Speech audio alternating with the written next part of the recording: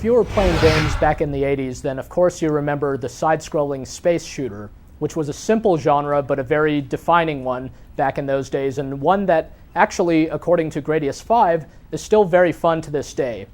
These games weren't about plot, they weren't about really complicated controls, they were just about you against a whole alien armada trying to save humanity all by yourself or sometimes with another player. Basically, Gradius V is a game just like this. It stays very true to its roots, and it delivers a very fun and exciting arcade-style experience in the process. Gradius V was designed by a company called Treasure, which is well known for its work on other shooters. Most recently, Treasure's best known for a game called Ikaruga, which was really quite an innovative scrolling shooter.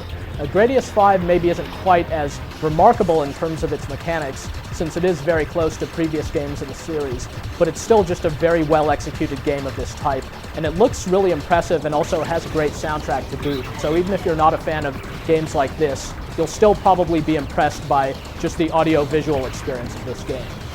On the other hand, unless you're very accustomed to the process of playing Twitch shooters, then you're going to find this game to be very, very, very hard. Scratch that, you're going to find this game to be very, very, very hard no matter what. It really is quite difficult. Even though the content of the game isn't very long, you could finish it, really in about an hour from start to finish.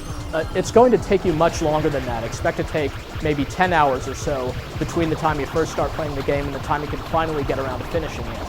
But Gradius V just isn't about reaching the ending, it's about memorizing the levels, dodging your opponent's attacks, figuring out how to possibly get through an area without dying. Though the gameplay of Gradius V is really pretty straightforward, it actually does have some nuanced depth to it, and that's pretty much what you'd expect from Treasure if you know this company's other games. Basically, when you start out, you can choose from one of 4 different weapon configurations that are slightly different, but do have a profound impact on how you play.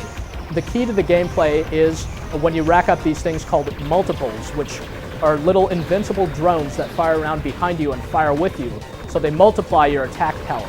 Depending on which attack configuration you select, the multiples are going to do something different.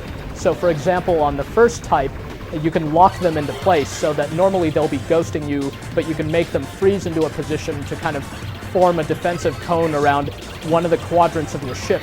One of the other ones lets you create your multiples so that they fan out in a pattern atop and below you, and this is good either for concentrating your fire on a single foe or spreading your fire out across the screen. So these different configurations each have their strengths and weaknesses, and they're actually pretty interesting to play with.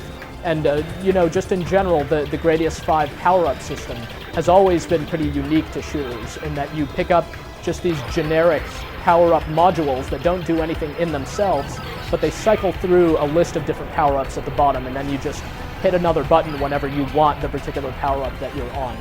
As with any great scrolling shooter, the levels in Gradius V are each sort of memorable set-piece battles. There's something really climactic that happens in each one, and oftentimes you won't just face one big boss at the end, but you'll face multiple bosses right in a row, and really this game layers on the punishing difficulty very thick, and it's something that is very tough on the one hand, but very satisfying on the other hand, because it's this game that challenges you to really push yourself to the limit and accomplish things that you probably didn't think were possible in a game like this. Gradius V maybe does have a few shortcomings, given that it's a game that's all about replay value, you playing through the same levels over and over. It's a little bit annoying that there's an unskippable cutscene, even though it's pretty short, at the beginning of the second stage. Also, this is a fully 3D game, and while for the most part it features very crisp and attractive graphics, some of the time it can be difficult to discern exactly what's part of the environment and what's clear sailing. So you might sometimes run into stuff, blow up, and wonder to yourself what exactly hit you. Even if you're not a longtime fan of space shooters, it probably wouldn't be hard to appreciate all of what Gradius V has to offer. It's clearly just a well-produced game that has a lot of very intense action in it, and it's something that'll really challenge you, so if you're into games like that, this one definitely delivers the challenges in spades.